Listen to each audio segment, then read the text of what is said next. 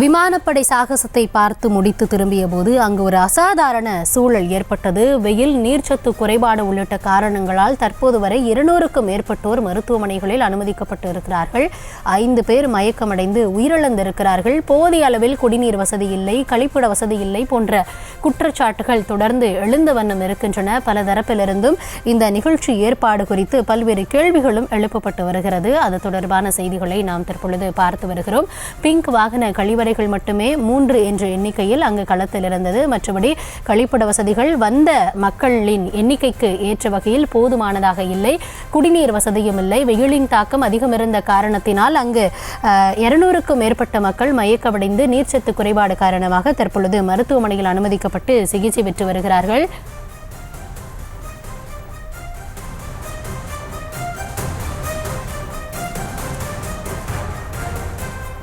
விமான சாகச நிகழ்ச்சியை காண சென்று 5 பேர் உயிரிழந்தது. இது மொத்தமாக ஒரு அதிர்வலைகளை ஏற்படுத்தி இருக்கிறது. என்ன நடந்தது அப்படின்ற ஒரு கேள்வியையும் எழுப்பி இருக்கிறது. இந்த நேரத்தில் இது குறித்து பேசுவதற்காக என்னுடைய செய்தியாளர் ராஜேஷ் இணைந்திருக்கிறார்.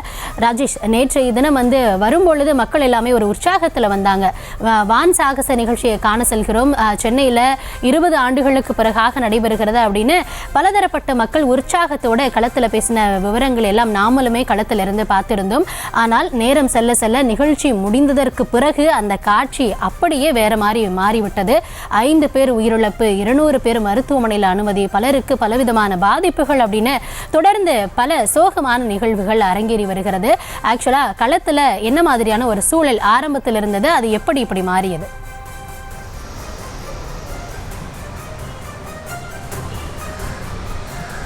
வணக்கம். இந்த மெரினா கடற்கரையில் நேற்று நடைபெற்ற அந்த விமான சாகச நிகழ்ச்சியை தமிழ்நாடு மட்டுமில்லாமல் வெளி மாநிலங்களிலிருந்தும் ஆயிரக்கணக்கான மக்கள் பார்ப்பதற்காக ஆர்வத்தோடு வந்திருந்தார்கள். இந்த நிகழ்ச்சியில் என்னென்ன தவறுகள் நடந்தது, என்னென்ன சரி செய்திருக்கப்பட வேண்டும், அடுத்து இது போன்ற நிகழ்ச்சிகள் வேறு ஏதேனும் நிகழ்ச்சிகள் நடந்தால் என்னென்ன செய்யப்பட வேண்டும் என அதிகாரிகளோடும் பாதிக்கப்பட்ட பொதுமக்களிடமிருந்தும் கருத்துக்களை கேட்டு நாம் இங்கே சொல்ல இருக்கின்றோம். அதாவது இந்த வான்படை நிகழ்ச்சி என்பது கிட்டத்தட்ட 15 நாட்களுக்கு முன்னதாகவே திட்டமிடப்பட்டது, 1 மாதத்துக்கு முன்னதாகவே திட்டமிடப்பட்டது. இதில் எவ்வளவு மக்கள் பங்கேற்பார்கள் என்பது 10 நாட்களுக்கு முன்பே கணிக்கப்பட்டது. குறிப்பாக சென்னை தாம்பரத்தில் ஒரு செய்தியாளர் சந்திப்பு ஒன்று நடைபெற்றது. அதில் வான்படை துணை தளபதி பிரேம்குமார் என்பவர் செய்தியாளர்களை சந்தித்து பேசியிருந்தார். 10 நாட்களுக்கு முன்பே 15 லட்சம் மக்களை நாங்கள் எதிர்பார்க்கிறோம், அவ்வளவு பேர் இந்த நிகழ்ச்சியில் பங்கேற்பார்கள் என்று சொல்லியிருந்தார்கள். இது சென்னையில் 2வது முறையாக நடைபெறுகிறது. ஏற்கனவே 2003 இதே மாதிரி ஒரு நிகழ்ச்சி சென்னையில் நடந்திருக்கு. அப்போ 13 லட்சம் பேர் பங்கேற்றதாக சொல்லப்படுகிறது. ஆனால் அப்போது போதுமான அளவுக்கு ஒரு பெரிய இட நெருக்கடி எல்லாம் இல்லை. ஏனென்றால் 21 வருஷத்துக்கு முன்னாடி நடந்திருக்கு. அதனால மக்கள் ஈஸியாக ஓரளவுக்கு ஈஸியாக போயிட்டாங்க, நடந்து போயிட்டாங்க அப்படின்னு சொல்கிறாங்க. ஆனால் இப்போ சென்னை நகரம் பெரிதாகி இருக்கிறது, இட நெருக்கடி அதிகமாக இருக்கிறது. எனவே இதற்கேற்ப திட்டமிட்டிருக்க வேண்டும். யாருமே எதிர்பாராமல் திடீர்னு இவ்வளோ மக்கள் வந்துட்டாங்க, நாங்கள் எப்படி சமாளிக்கிறதுன்னு எங்களுக்கு தெரியல அப்படின்னு சொன்னால் பரவாயில்ல. ஆனால் 10 நாளுக்கு முன்னாடியே அதிகாரி தெளிவாக பேட்டி கொடுக்குறாரு. அதுக்கப்புறம் நடந்த பல பத்திரிகையாளர் சந்திப்பிலையும் மிக தெளிவாக சொல்கிறாங்க 15 லட்சம் பேர் வருவாங்க, அனுமதி இலவசம் அப்படின்னு கிட்டத்தட்ட கூவி கூவி அழைக்கிற மாதிரியான ஒரு நிகழ்வு தான் இருந்தது. இதில் என்ன விஷயம்னா 3 விஷயங்கள் பொதுமக்களுக்கு மிகப்பெரிய இடையூறாக இருந்தது. யாருக்கும் பெரிதாக தண்ணீர் சென்று சேரவில்லை என்பது மிக முக்கியமான ஒரு விஷயம். அதே போல நிகழ்ச்சி முடிந்தது பிறகு நிகழ்ச்சிக்கு வருவதற்கு ஓரளவுக்கு ஏற்பாடுகள் நன்றாக இருந்தது, சிரமம் பெரிதாக இல்லாமல் மக்கள் வந்து விட்டார்கள். ஆனால் நிகழ்ச்சி முடிந்து திரும்ப செல்வதற்கு முறையான வழிகாட்டுதல்கள் இல்லை, போதுமான போக்குவரத்து வசதிக்கு ஏற்பாடு செய்யவில்லை. அதே போல பல மணி நேரமாக மக்கள் வெயிலில் காத்திருக்க வேண்டிய ஒரு சூழல் இருந்தது. அவர்கள் 11 மணிக்கு நிகழ்ச்சி என்றாலும் கூட 8 மணிக்கே நிகழ்ச்சிக்கு ஆயிரக்கணக்கான லட்சக்கணக்கான மக்கள் வந்து விட்டார்கள். நியூஸ் தமிழ் மூலமாக நாம் ஏற்கனவே அதை படம் பிடித்து காண்பித்து கொண்டே இருந்தோம். அப்படி வந்தவர்கள் 5 மணி நேரத்திற்கும் மேலாக உச்சி வெயில் 12 மணி வெயிலில் பீச் ஓரத்தில் உப்பு காற்றை ஒட்டி நம்ம உட்கார்ந்தோம்னா என்ன ஆகும்னு யோசிச்சு பாருங்க. கீழே இருக்கக்கூடிய மணலும் சூடு, அந்த கடற்கரை ஒட்டிய பகுதியிலும் கூடுதல் வெப்பம், 35-40 டிகிரி செல்சியஸ் அளவுக்கு நேற்று வெப்பநிலை இருந்ததாக குறிப்பிடுகிறார்கள். அப்படிப்பட்ட வெப்பநிலையில் 5 மணி நேரம் தொடர்ந்து வெயிலில் இருந்தால் அந்த மக்களுடைய நிலை என்னவாகும்? அதாவது அரசு சார்பில் ஒரு 3 அல்லது 4 இடங்களில் தான் வந்து டேங்க் மூலமாக தண்ணி வச்சுருந்தாங்க. குறிப்பாக விவேகானந்தர் இல்லத்திற்கு எதிரிலே அந்த கருப்பு நிற டேங்குகள் மூலமாக தண்ணீர் வைக்கப்பட்டிருந்தது. அந்த தண்ணீரினுடன் தரமாக இருந்தா என்பது அடுத்த விஷயம். ஆனால் போதுமான அளவுக்கு தண்ணீர் இல்லை. 15 லட்சம் மக்கள், அதாவது கிட்டத்தட்ட 5லிருந்து 7 லட்சம் மக்கள் நேற்று மெரினா கடற்கரை ஒட்டிய பகுதிக்கு மட்டும் வந்து சென்றிருக்கிறார்கள் என்பதுதான் அதிகாரிகள் சொல்லக்கூடிய தகவலாக இருக்கிறது. அவ்வளவு பேர் வருகிறார்கள் என்றால் அவர்களுக்கு தேவையான தண்ணீர் வசதி செய்து கொடுத்திருக்க வேண்டும். அவ்வளவு பேருக்கு கழிவறை வசதிகள், மெரினா கடற்கரையில் எப்போதும் ஒரு 200 மீட்டர் அல்லது 300 மீட்டர் தூரத்திற்கு கழிவறைகள் இருக்கும். அந்த கழிவறைகள் தான் இருந்தது. கூடுதலாக கழிவறைகள் ஏற்பாடு செய்யவில்லை. பிங்க் டாய்லெட் என்று சொல்லுகிற மொபைல் டாய்லெட், அது ஒரு 3 பேருந்துகள் பார்த்தோம். ஆனால் அதை தாண்டி அதிகமான பேருந்துகளை பார்க்க முடியவில்லை. அது போன்ற மொபைல் டாய்லெட்ஸ் இல்லை அப்படிங்கிறது தான் பொதுமக்கள் சொல்லக்கூடிய ஒரு குற்றச்சாட்டாக இருக்கின்றது. அதே போல் நிகழ்ச்சி முடிந்த பிறகு மெரினாவிலிருந்து செல்லக்கூடிய சாலை, சுவாமி விவேகானந்தா சாலை, வாலாஜா சாலை, பாரதி சாலை, ஆர்கே சாலை, அதே போல சாந்தோம் சாலை, இது போன்ற சாலைகள் மூலமாகத்தான் மக்கள் இங்கிருந்து அண்ணா சாலை உள்ளிட்ட பகுதிகளுக்கு வெளியேறுகிறார்கள். அப்படி வெளியேறக்கூடிய அந்த சாலைகளின் குறுக்கு மறுக்காக வாகனங்களை நிறுத்தி வைத்து விட்டார்கள். அது 4 சக்கர வாகனங்கள், 2 சக்கர வாகனங்கள் என வாகனங்களை நிறுத்தி வைத்த காரணத்தால் பொதுமக்களால் செல்ல முடியாத ஒரு சூழல்.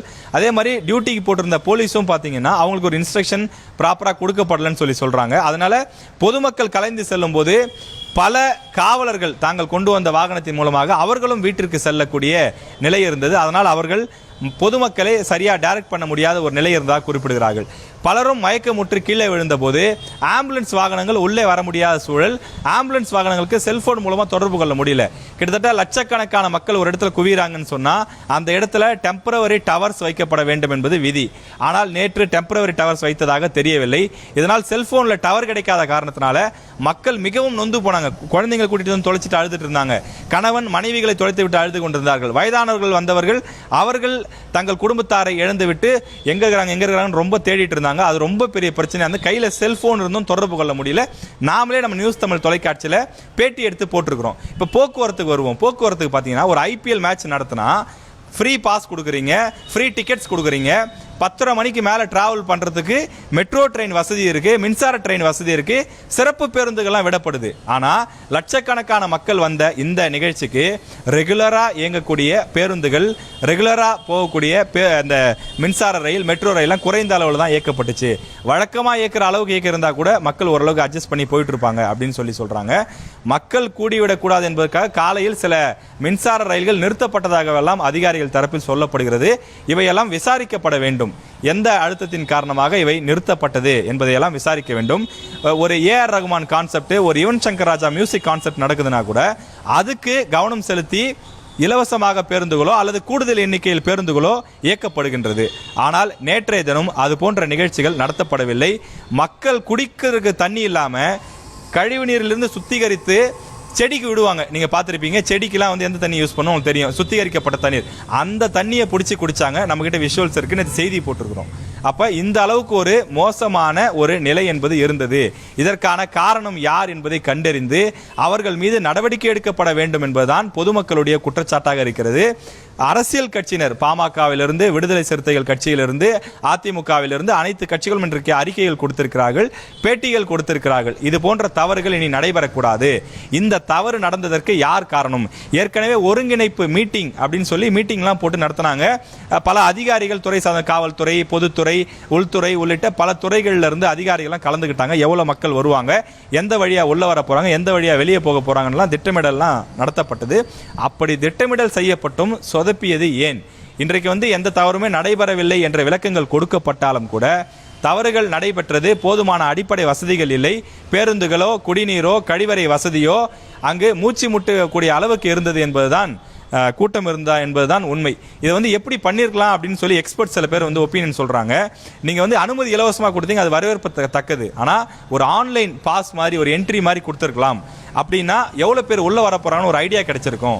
நீங்கள் கேலரி மாதிரி போட்டீங்க, சிறப்பு விருந்தினர்களுக்கு மட்டும் மேல் கூரைகள் அமைச்சிங்க, கேலரி போட்டீங்க, நிழலில் உட்காந்து அவங்க பார்த்தாங்க. மக்கள் வரி பணம் கட்டுறவங்க மட்டும் வெயிலில் உட்காந்து பார்க்கணுமா? 5 மணி நேரம் சுடு மண்ணில் எப்படிங்க உட்காருவாங்கன்னு கேள்வி கேட்குறாங்க. அவங்களுக்கு நீங்கள் வந்து ஒரு பந்தல் மாதிரி போட்டிருந்தா அதிகபட்சம் ஒரு 10 லட்ச ரூபா 20 லட்ச ரூபா செலவாகிருக்க போது மக்கள் அருமையாக உட்காந்து நிழலில் உட்காந்து பார்த்துட்டு போயிருப்பாங்களே அப்படின்னு சொல்லி கேள்வி எழுப்புறாங்க. அதை வந்து ஏன் செய்யாமல் விட்டாங்க? அதிகாரிகளுக்கு கவனத்தில் இது இல்லையாங்கிறதும் ஒரு பெரிய குற்றச்சாட்டாக இருக்கின்றது. எனவே இந்த விஷயங்களை பொறுத்தவரையிலே இது போன்ற நடவடிக்கைகளை மேற்கொண்டிருக்கலாம் என்று குற்றச்சாட்டுகளை முன்வைக்கின்றார்கள். எனவே இனி வரும் காலங்களில் இது போன்ற தவறுகள் நடைபெறக்கூடாது எனவும், நடைபெற்று முடிந்த இந்த நிகழ்ச்சியில் யார் யார் தவறு செய்திருக்கிறார்கள் என்பதை கண்டறிந்து அவர்கள் மீது கடுமையான துறை சார்ந்த நடவடிக்கைகள் எடுக்க வேண்டும் என்பதுதான் அனைத்து பொதுமக்கள், அரசியல் கட்சிகளுடைய நடவடிக்கையாக இருக்கிறது. கண்டிப்பாக ஏற்கனவே எதிர்பார்க்கப்பட்ட ஒரு எண்ணிக்கைக்கும் குறைவான மக்கள் வந்திருந்தாலும் அங்கு நிர்வாக குறைபாடு அப்படின்றது தற்பொழுது நீடித்திருக்கிறது. அது இந்த முறை கவனத்தில் கொள்ளப்பட வேண்டும். இனி எப்பொழுதும் நடக்காமல் நடவடிக்கை எடுக்க வேண்டும் அப்படின்றது மக்களுடைய கருத்தாகவும் கோரிக்கையாகவும் இருக்கிறது. உங்களுடைய விவரங்களை வழங்கியமைக்கும் நன்றி ராஜேஷ்.